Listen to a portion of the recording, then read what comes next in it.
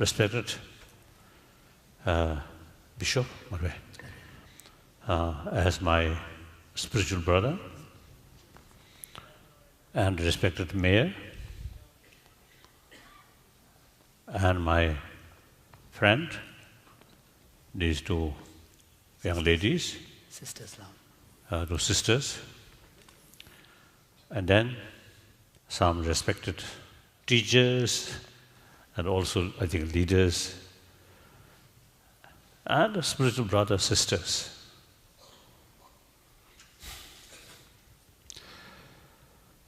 Indeed, I am very, very happy to be here.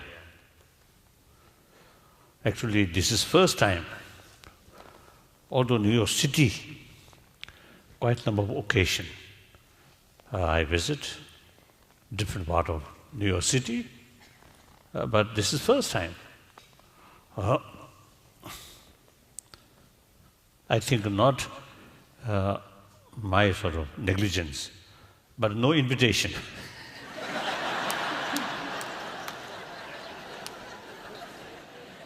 So this time I received the invitation.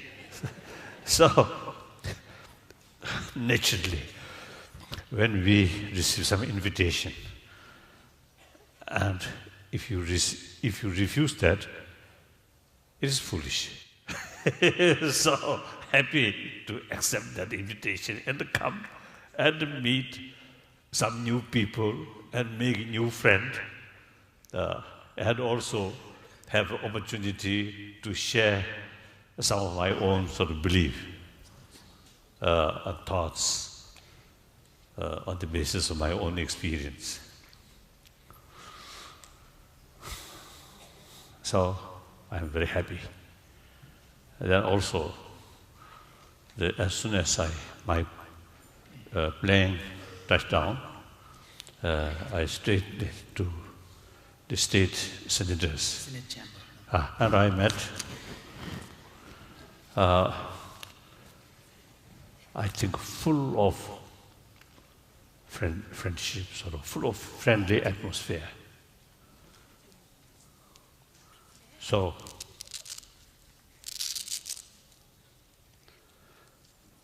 I expressed there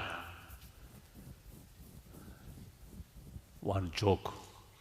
I mentioned there, I always have, since my childhood, I have the sort of habit, I always feel more closer to the weaker side.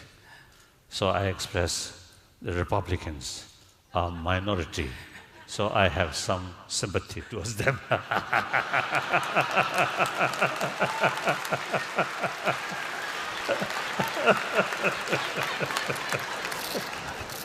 And then all the Republican members, you see, very kasota, I think, stand up and express very joyful. Then I told them, this is joke. Don't say it.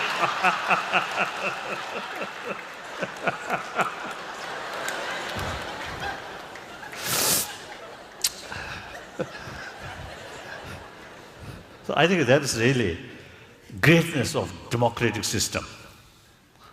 One time, one party, another time, another party. So I think this is a very, very healthy sign. And very good. Although I think two parties, it seems not much big differences, but simply name, Democratic, Republicans, but some competition, that's good. That's healthy side.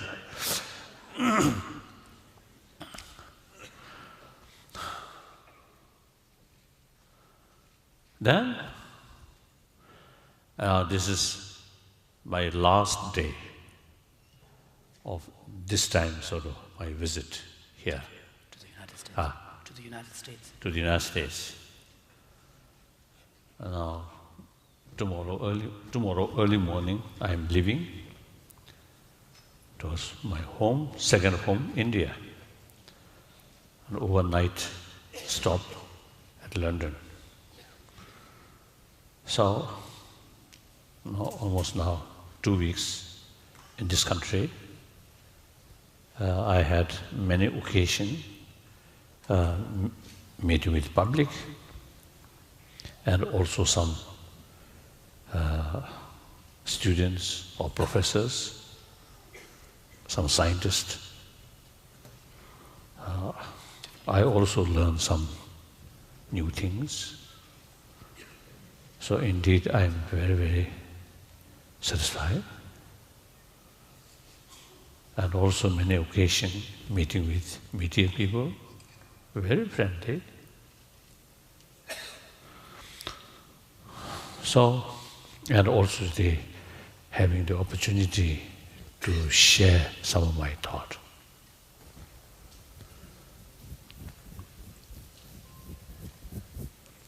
So my main talk everywhere, whether in America, whether in India, whether in Africa, everywhere, in Europe, everywhere, in Japan, everywhere, I always talk the best way, effective way to bring inner strength. With that, inner calmness or inner peace. And with that, we can handle all problems more realistically, more effectively. So I believe warm-heartedness, compassionate heart is the key factor for meaningful life. And also for one's own health. The calm mind, one very, very crucial factor.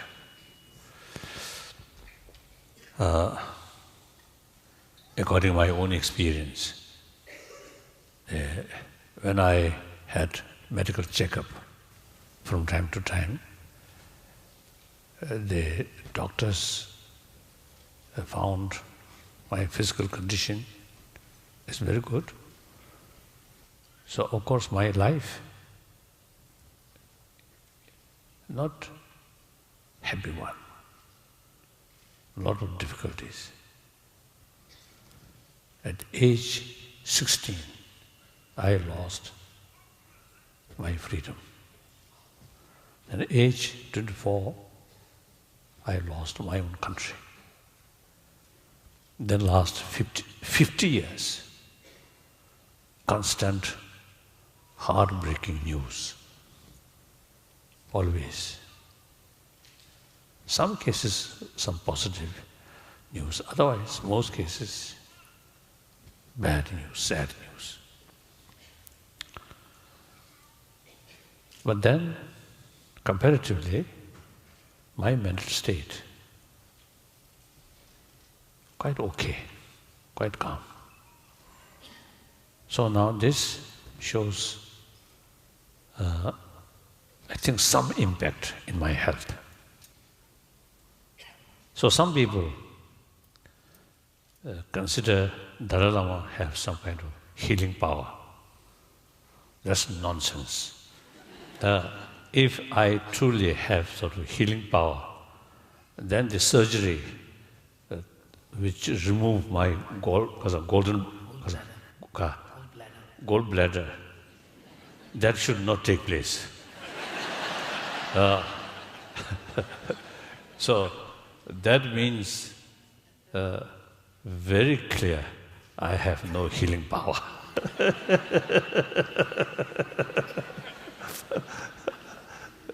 So logically, it is rather foolish. If anyone have some sort of healing power, then firstly use himself or herself.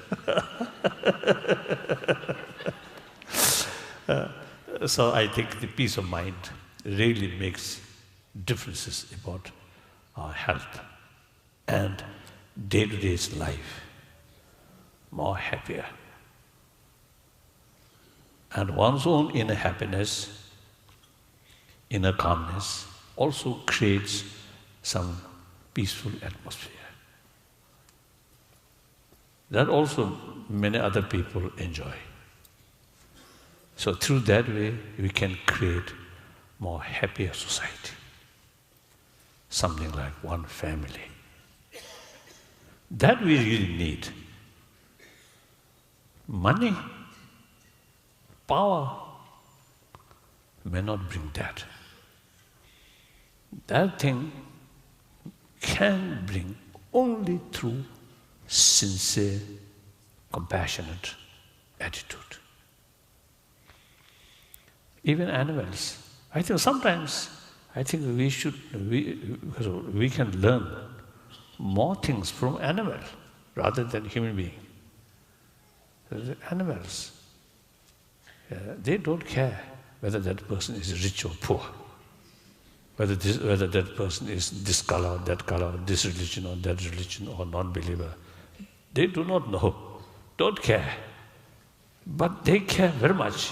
Their other person's sort of attitude. Affection. Affectionate attitude. Sincere. Not lying. Not cheating. Then these animals also very much appreciate. Like dogs, cats, and some birds also. So here I have still one question. Whether mosquitoes have the ability to appreciate of others' affection. That still I don't know. And some small insect, they may not have the ability. Their brain size is too small. So they are only sort of equipped for just day-to-day survival or day-to-day life. That's all. But many cases, even animals also have sort of appreciate others' truthfulness, honesty, compassion. So then we, human beings, suppose we have much more intelligence. If that intelligence destroyed or negligence about this basic value, which even other animals also appreciate, if that we neglect or minimize, it is not the intelligent sort of act. It is, I think, foolish. I think basically our nature, I believe, more compassionate.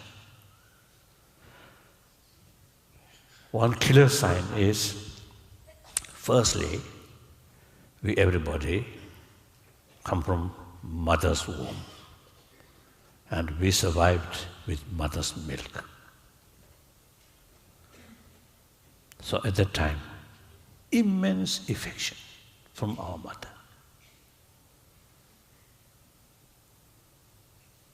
And our side also totally relying on mother.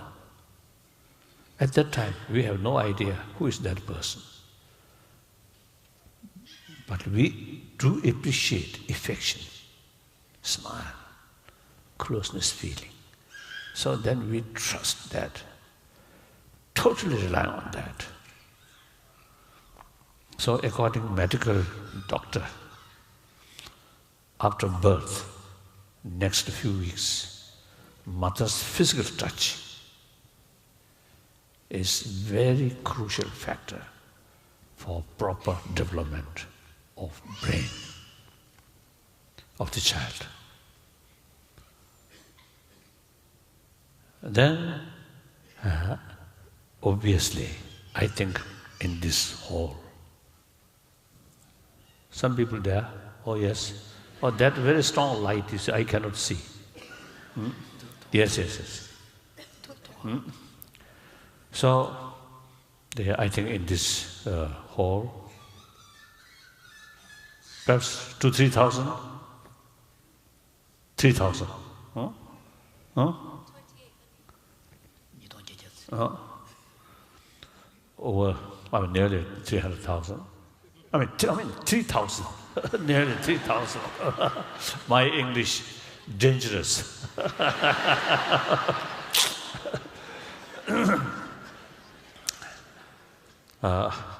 So now nearly 3,000 people here. I think if we examine those individuals who at the young age who receive maximum affection from our mother, their mental state comparatively much more stable. And more important, such people a greater potential to show affection to others. Greater ability. Greater ability. Greater ability. Greater ability to show affection to others. And I think 24 hours, such people are more happier, more calm. May not disturb their mind easily. Then those people, I think there must be some, at a young age, lacking that affection. And worst case, some abuse. Then, abuse from the emotionally nearest person, then they really lost affection. So instead of feeling affection, but fear, distrust. As a result, those people who had such experience at a young age, I think, may find more difficult to feel of others' pain. So as a result, such people, their mind constantly some kind of, in deep inside, some kind of fear. Insecurity. As a result, small sort of problem can disturb much their mind. Then another, according the medical scientist, they say anger, hatred, our constant anger, hatred, fear is actually eating our immune system. More calm mind, compassionate mind can increase this immune system. So there's one particular sort of particle in our body. What do you call that? I think there's a technical term for a part of the immune system. There's a cell. It looks like a tail. I think it's called telomerase. I don't know. Telomerase. I don't know. So one occasion in medical sort of conference, so they actually show some picture. I remember that picture. There is some something.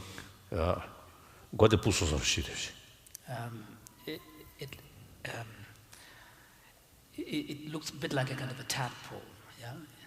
Mm-hmm. So at the top is something there. So those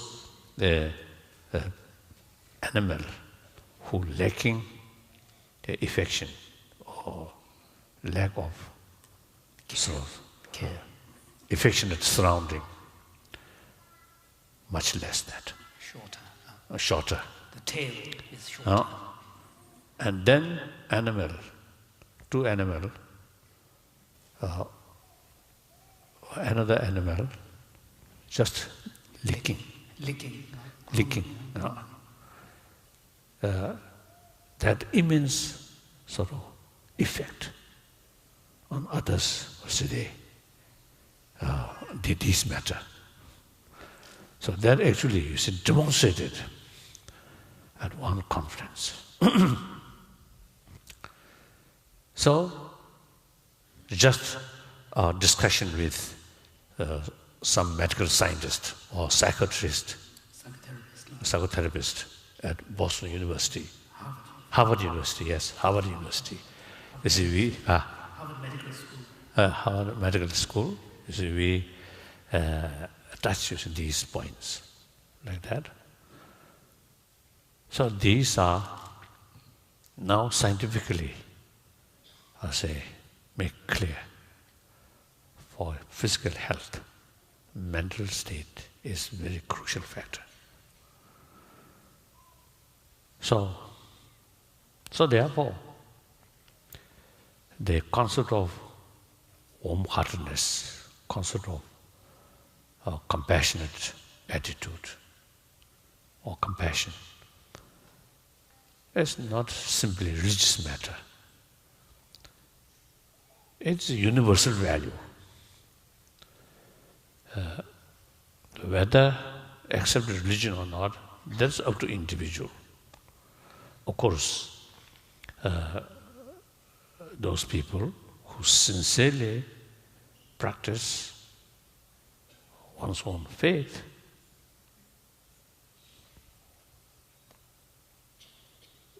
their faith immense help to increase this deeper value. So, my commitment is promoting religious harmony. So I fully committed about that and sincerely respect or appreciate of other traditions. So some my Christian friend consider me as a good Christian. One time in Australia, one my public talk, one Christian minister introduced me, and while he described me as a good Christian, like that. So, and some Indian, northern India, in Jammu Kashmir state, traditionally, some Muslim, even they touch one non-Muslim's sort of clothes. Sometimes they wash, they never eat together. But last now, nearly 50 years, I passing through this area.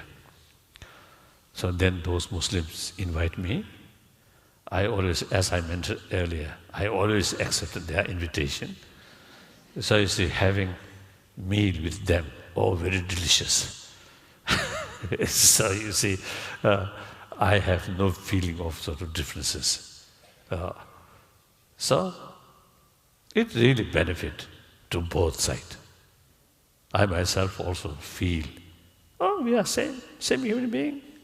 We are same sort of a believer or what to call. I mean, we are same who accept some deeper human values. They also feel very close with me. If we remain on the basis of faith, they are Muslim, we are Buddhist, remain distant, what use?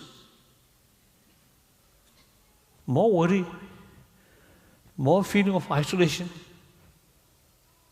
then it can translate frustration, anger, then violence.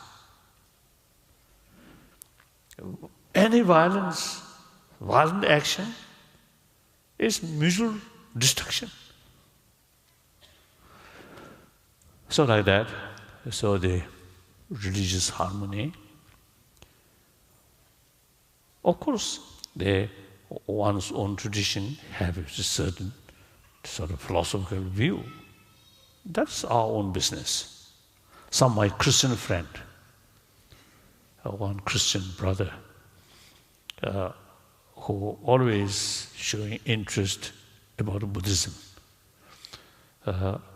Yes, there are common practice of compassion, practice of forgiveness, tolerance, contentment, self-discipline, common practice. There are common practice. So we can share in these common sort of practice. We also can learn from Christian brothers, sisters, sort of some practice. Very useful. And especially, you see, Christian brothers, sisters, very much involved in the social service, in the form of education and health. Some remote area in India,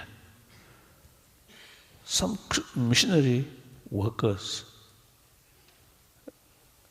really the dedicated well-being of the local tribes or local poor people, local community.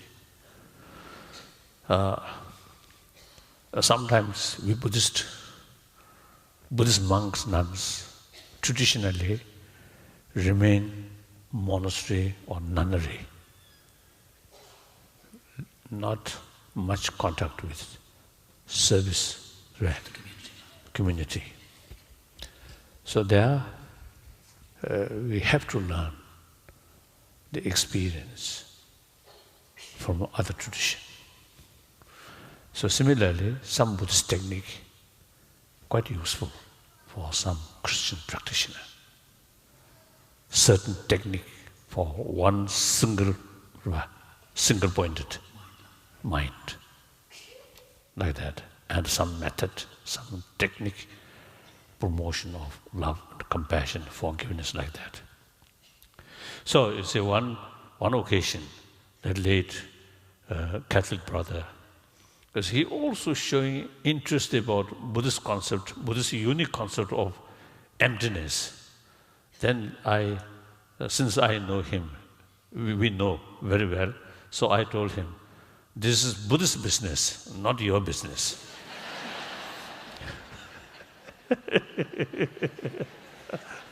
That I think, you see, his side also, he can say about God, Creator.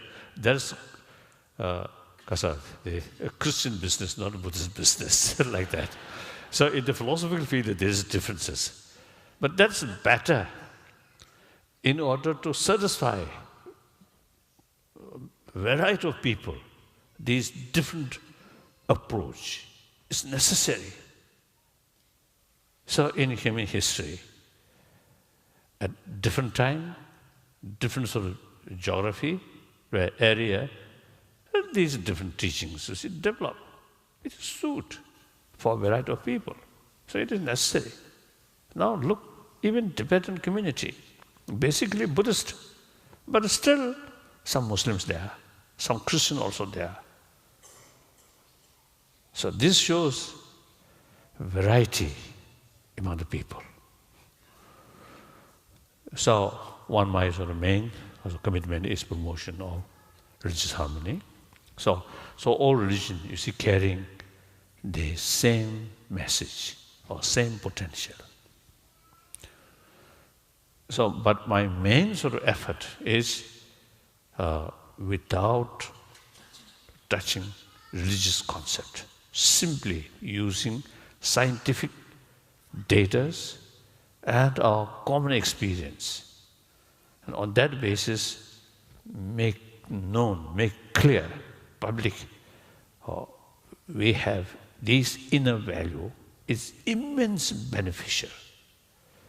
Now, for example, I often used to telling people this global economic crisis. Many people disturbed. And of course, ordinary people also, you see, get some sort of impact in their daily life. But here, I believe, and of course, you have to watch, you have to sort of check that those people who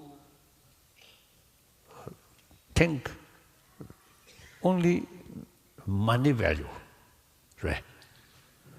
Always think about money like that. No other interest, no other sort of values. And someone who not only, who also accept value of money. Certainly, without money, you can't sort of survive. You can't work. Important. But besides money value, material value, the other value, such as happy family, compassionate community, inner peace. Those people, now two kind of people. I think this global economic crisis, I think most hit those persons who think only money value, I think hit most. They, I think, get much disturbances. Then the other one, yes, now money crisis there, but still very happy in their family, in their community. So that really makes differences. So therefore, in modern time, I think basic modern education system itself pay attention only brain development, not enough pay attention about inner value. I think when about 1,000 years ago, the separate education institution started in Europe. At that time, I think moral ethics, these take care by church and family. So at that time, separate, newly developed education institution take care only brain or education. Now in modern society, eventually the religious sort of influence or also little decrease. And also family values also decline. Then the education institution alone have the responsibility. So therefore, many occasions I express, and also many people agree, now we, in modern education system, we need some lesson of moral ethics. Then how to put where?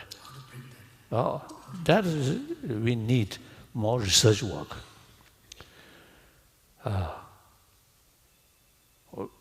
On the basis of universal value and including some scientific findings, these things.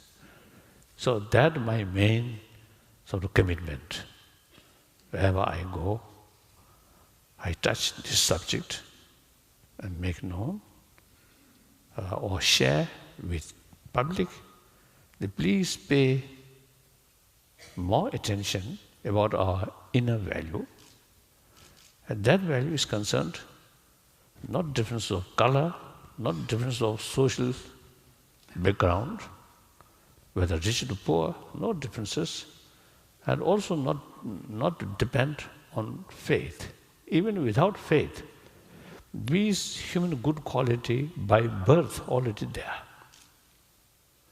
In fact, compassion, the seed of compassion, is a biological factor. We are a social animal. And on top of that, the very way we grown up need others' care. In order to develop others' sort of enthusiasm, caring, emotionally, they need something. That's affection.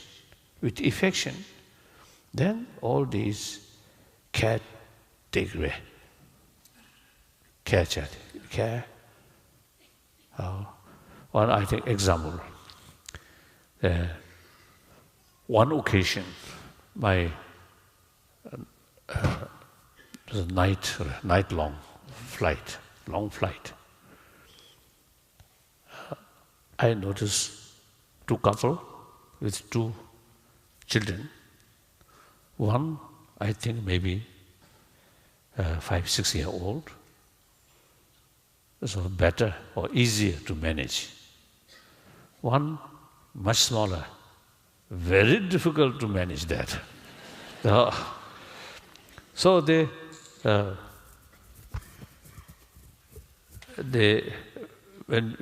after takeoff, I think 2-3 hours, they both, father, mother, they both take care about that young child. Then after 4-5 hours, the father just slept. No sign of a botheration about the child. The mother, whole night, till next morning, whole night, taking care about that difficult child. Crying and make noise. Even the other passenger who want to a little bit peaceful sleep, much disturbances. So the mother whole night is taking care. Then next morning I noticed mother's eye become very red, like that. So this shows biological factor. Mother have tremendous affection and willing to sacrifice mother's own willing to face any difficulties, any sort of problems. So that's a human nature. So that is the seed of compassion. But I think it is important to know that compassion is oriented towards attitude, others' attitude, or others' action. So therefore, that so long others' attitude friendly towards you, that kind of compassion can maintain. As soon as their attitude change, then that compassionate attitude could turn hatred. So therefore, and also, naturally, that kind of affection cannot extend towards neutral people, and particularly your enemy side, whose attitude is negative to yourself. So that is biased, limited, much mixed with attachment. However, that take as a seed, then through awareness, usually Buddhists call analytical meditation. Analyze values of compassion and negativeness of anger or discrimination. Through these sort of awareness, you can develop new conviction. Now, for example, all human beings, all sentient beings, by nature want happiness, do not want suffering. Therefore, every sentient being, or particularly every human being, have the right to overcome suffering. Use that reason to develop sense of concern. For oneself also, sort of because of the care or cherishing cherishing oneself, not on based of you yourself kind, not that way, but simply I have right to overcome suffering. Because of that, I have a right to overcome suffering and desire.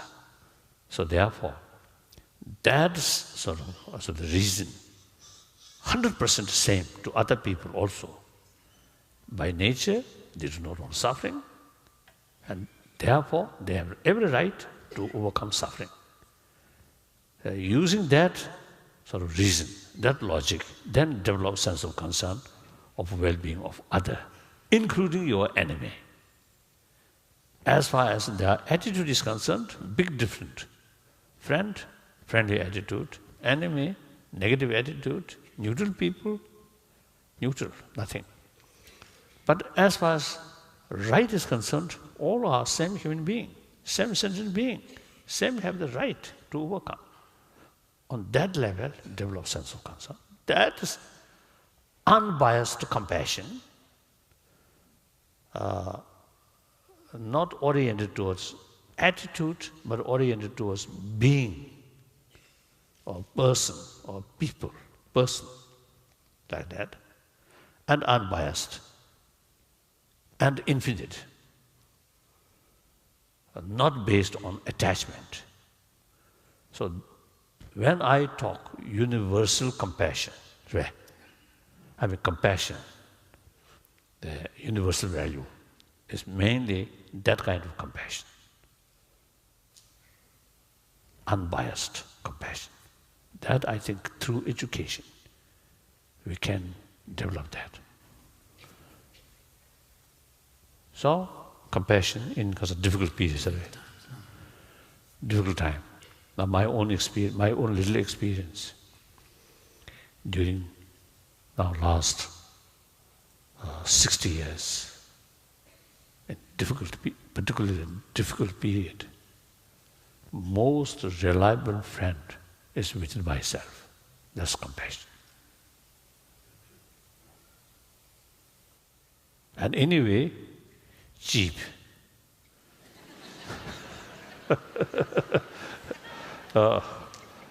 Other external means sometimes quite expensive. But and also with effort is to come develop with effort. But these inner value from birth we already have. So don't need because of the special effort to borrow, to develop. So simply pay more attention and recognize these are valuable things. So that's my main talk. So those people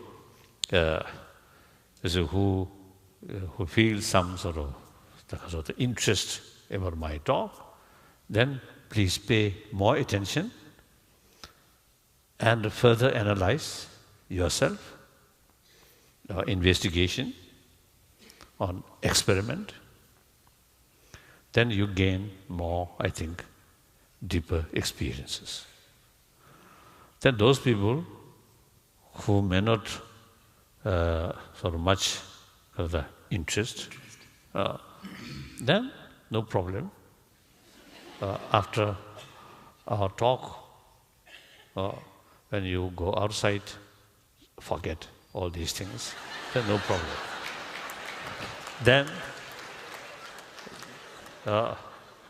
Then carry your endless problem. You involve that way, then no problem. No problem. I will leave it tomorrow, so I'm going to say bye-bye. Thank you. Now, some questions.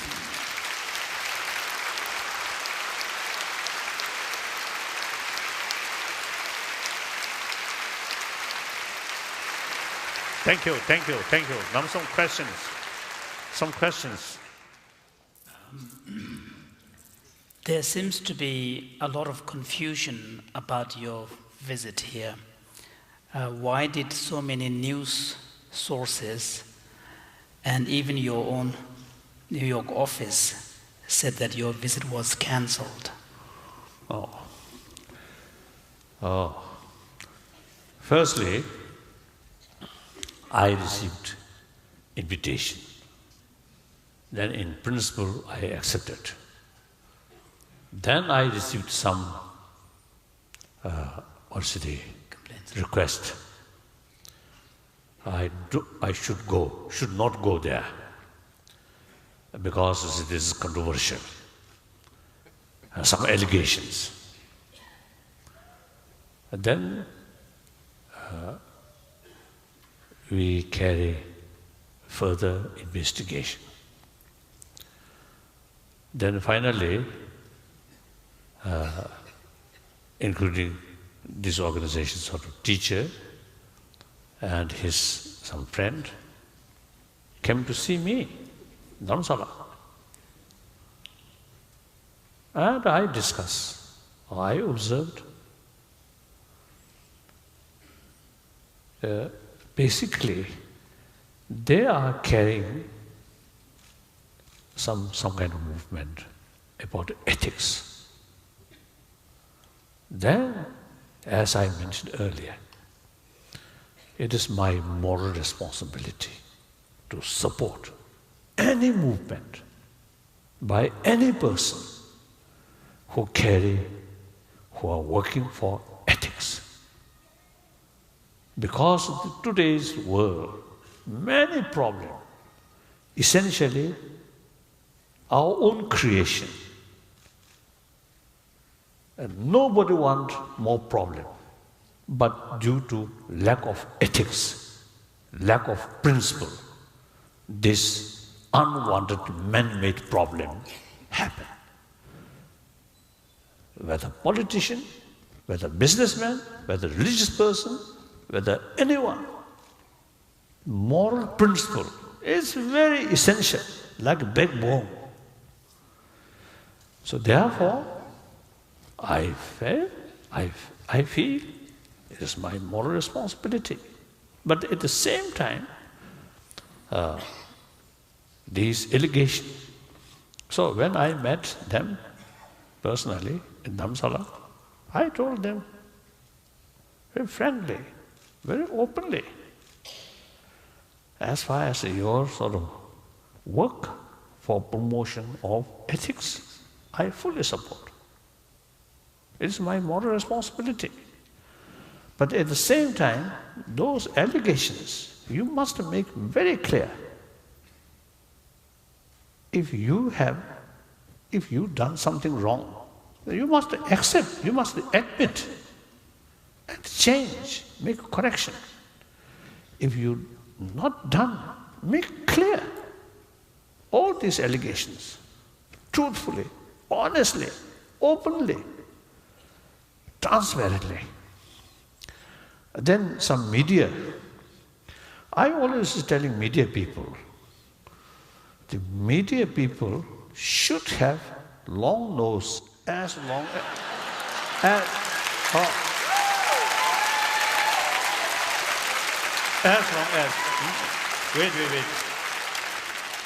as long as the elephant nose, and smell in the front, behind.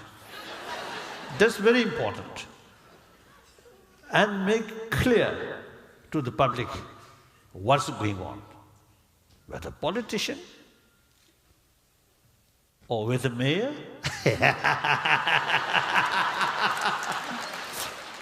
or religious people, the bishops or myself must sort of watch and make clear public, inform public, provided must be very honest, unbiased, objective. That's important. Sometimes, you see one company financing one newspaper, and then newspaper report a little bit, because of the a little bit biased. I think not as biased as Chinese propaganda.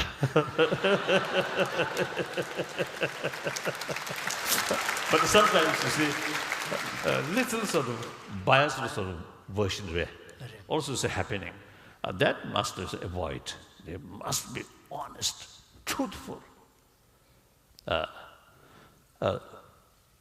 So now I think in front of, the public, I want to tell because of the media people, please carry continuously thorough investigation.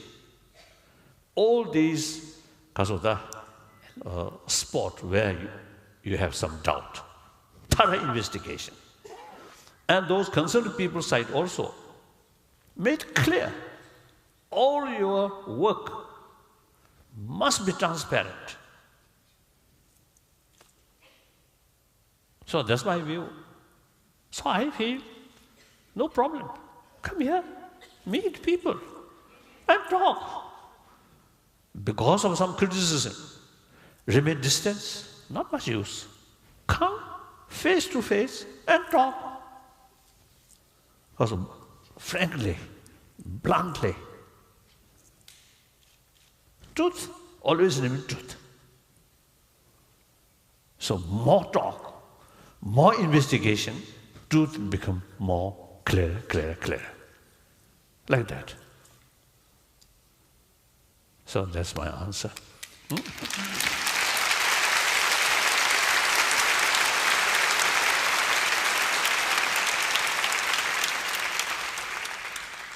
Next question. I struggle being egoless, being selfless, I see.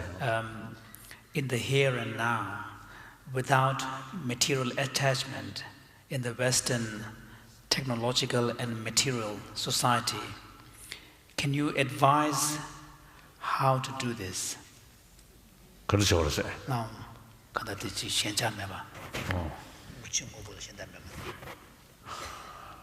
That is easy to talk, but difficult to practice. And I think individual case, I think some can do that. 말베다 벨 가소다. 신자매블라. 가소다. 벨 차다 수스거래. 나를. And many years ago, in Barcelona, there's one big temple, Montserrat or something.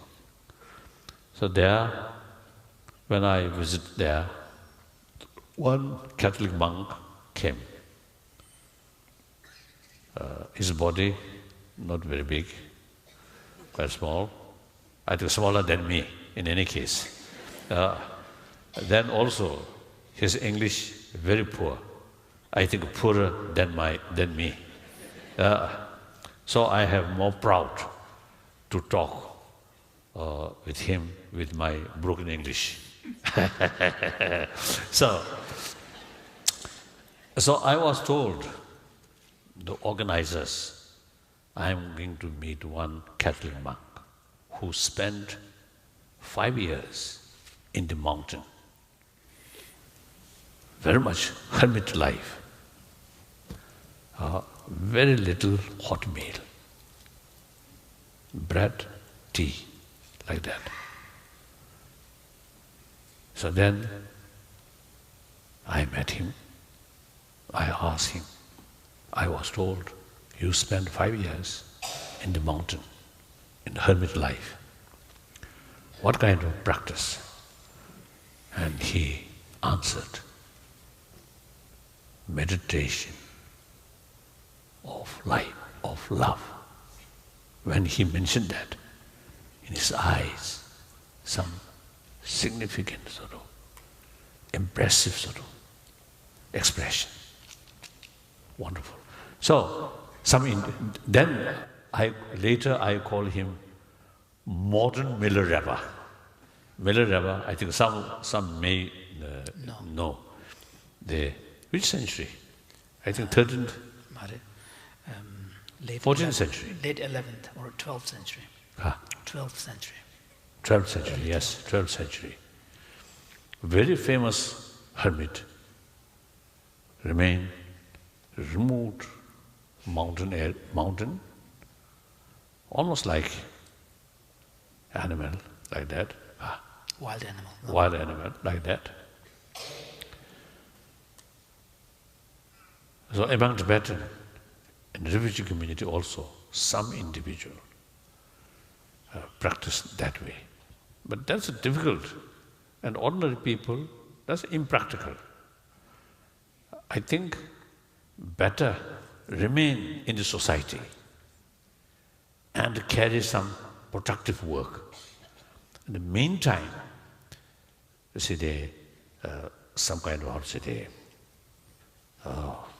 cultivate compassion and also try to increase in your own society and your own personal lifestyle, more contented one, more simple way.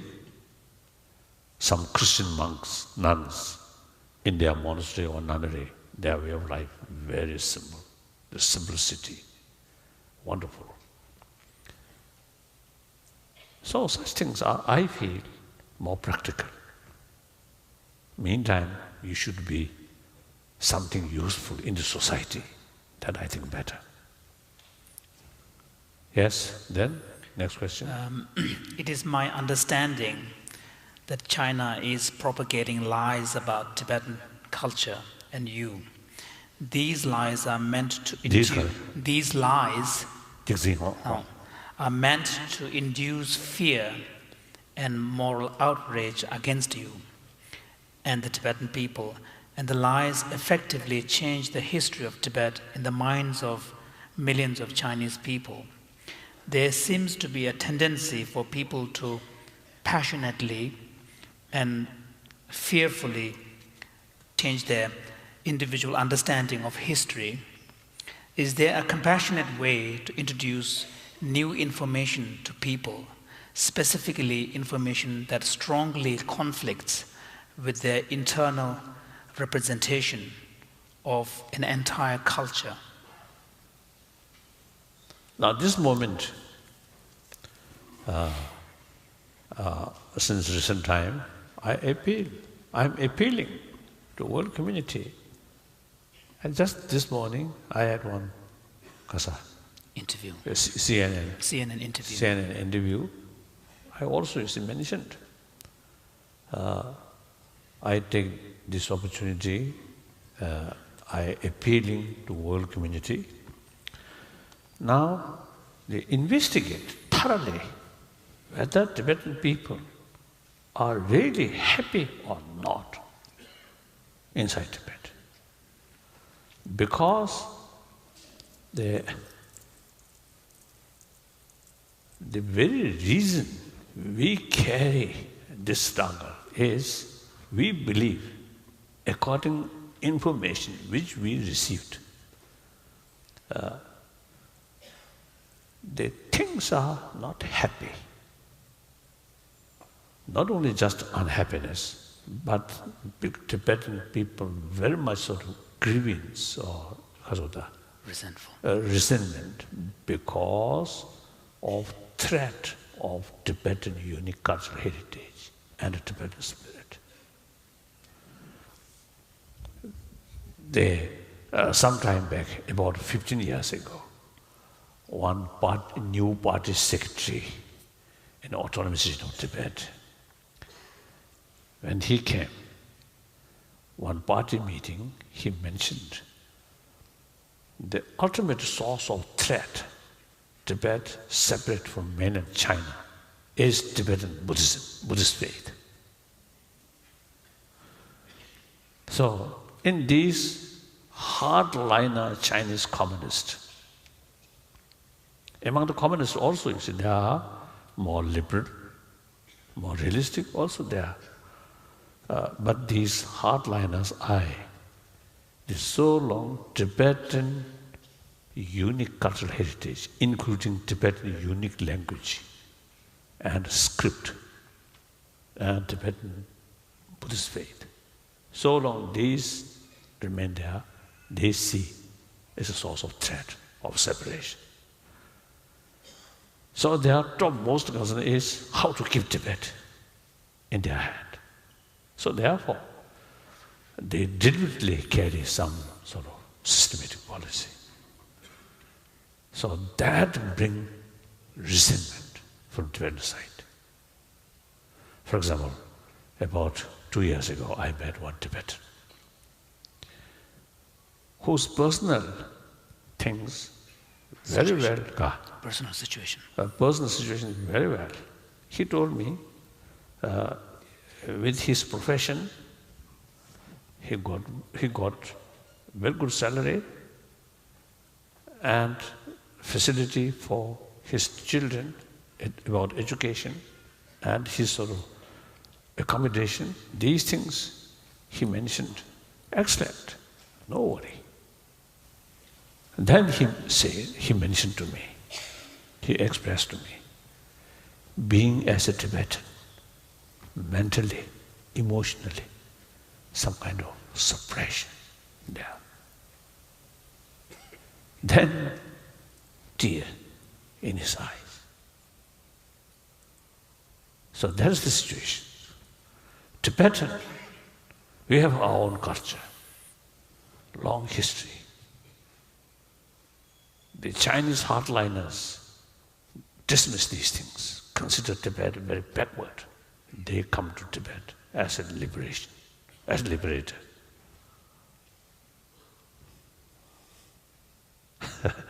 So that's the problem.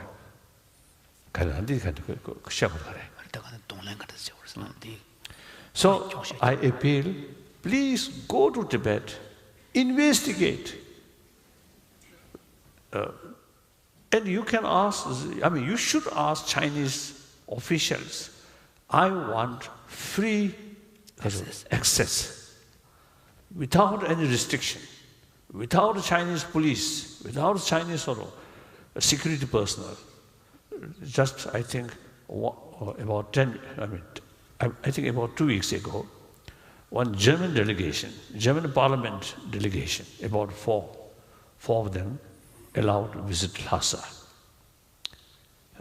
Later, they told all their visit, all their program fixed, arranged. They have no free access and always company with Chinese security personnel. Such things is useless. The very reason why people go there is to see the reality. Then with Chinese forces, with Chinese intelligent people cannot express freely. So I think that's very, very important. The other day also I mentioned that. Please go to Tibet, and sometimes quite expensive, so those people who find it a little difficult, then you can borrow some money. Then perhaps you can get some articles, some ancient one in Tibet, then you can sell. So the point is, now China belongs to world. It is absolutely wrong. The Chinese government, headed by hardliner, fool world is wrong. They cannot fool. The Chinese government, for their own interest, for their own image, must open, must let more people come to Tibet, let them see the reality. If the reality, majority of Tibetan people are really feel happy, then our information, which basis of our struggle, then become wrong. Then we must apologize to the Chinese. Our action is wrong because on the basis of wrong information. If our information is correct, then Chinese policy's basis of information is wrong, then they should apologize. So that's the point now. There is no point to talk with Chinese officials. We want this, we want that. And Chinese say, there's no problem, there's no issue. That's the now point. So it's no use to discuss. And let's show world the reality of Tibet. So please ask Chinese missions. You want to go to Tibet and see yourself. And some media people. Go there. I think that's very important, not only in a few places, but entire Tibetan different places. You see, some people go to Amdo area, some people go to Kham area, some people go to Yuzhang area, like that. I think that's the only way. Make clear what's the reality. Then if there is no problem, good. Most happy.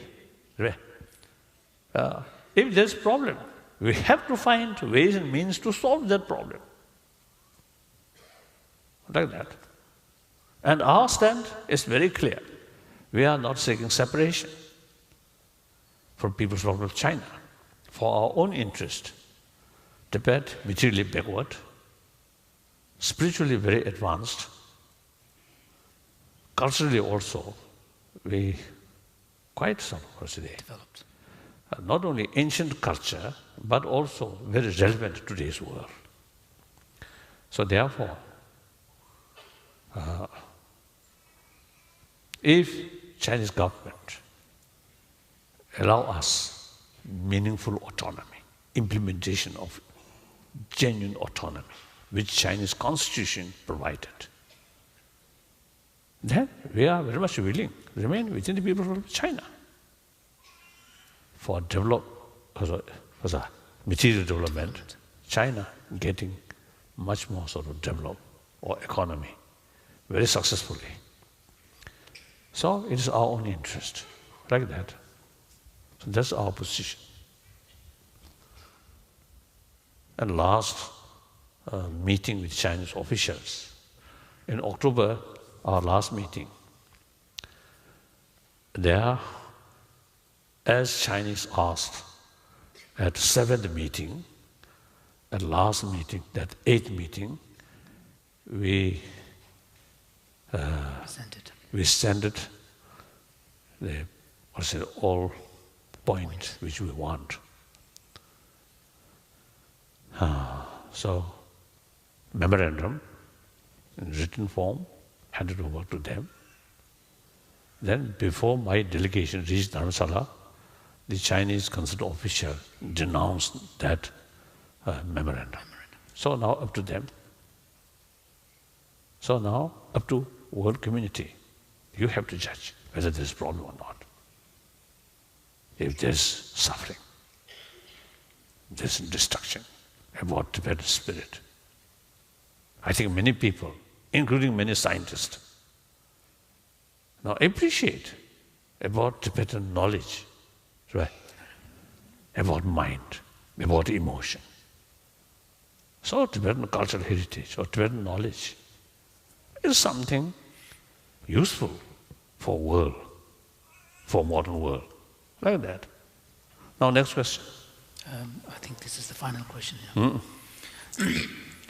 Do you think spiritual leaders today face more resistance to their teaching than, say, Jesus or Buddha did in their times?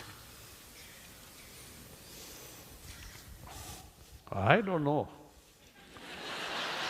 I think during Buddha's time and Jesus Christ's time also there's a lot of resistance. But where?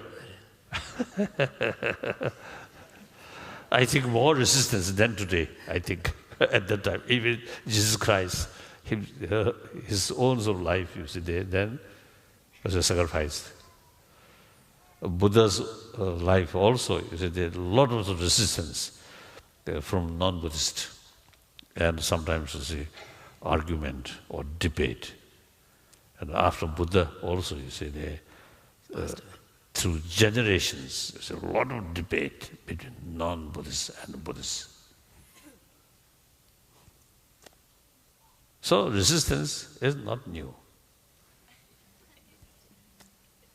But now today, I think generally,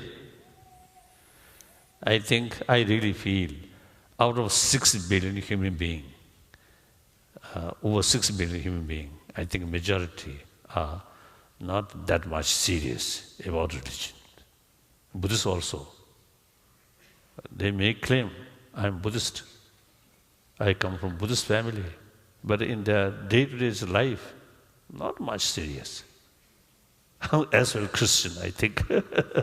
In the church, there's a few moments they remember God, but outside church, when their real life begins, not much bother about religion, about hell or heaven, but more bother about money or power like that, isn't it? So therefore, this is not necessarily, I think, described as a resistance. I think one thing important is, sometimes, even in Buddhist tradition also, they fail to bring essential part and make relevance day-to-day life. So religion sometimes, I think firstly, sometimes the people, religion in the form of ceremony and some rituals. And Tibetan case also, sometimes like that. Then they fail to bring the essential. And also the essential part makes relevance day-to-day life. I think that's very important. Ritual, ceremony, as part of religion, but not that important. Important is the essence. Bring outlook right, correctly. Look, entire human being as in brothers, sisters.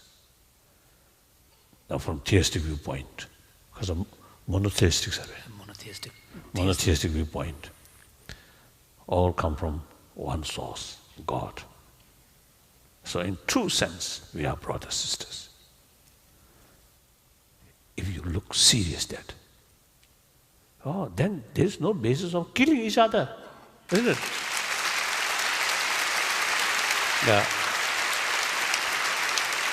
Then also, you see concept, God, full compassion, infinite love.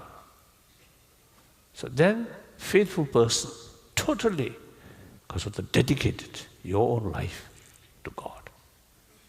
So that means you must follow God's example, love, infinite love, compassion. Nobody say, our God is so full of anger, full of hatred. Nobody say that. Isn't it? If someone say, God full of hatred, then better to distance from God. But God described as infinite love, full of compassion, that the more closer with God, the person should be more compassionate. Like that. These are the essential part. Essential teaching. So must sort of relevant in our day-to-day life. Then very useful. So that's, I think, important. Thank you. That's all.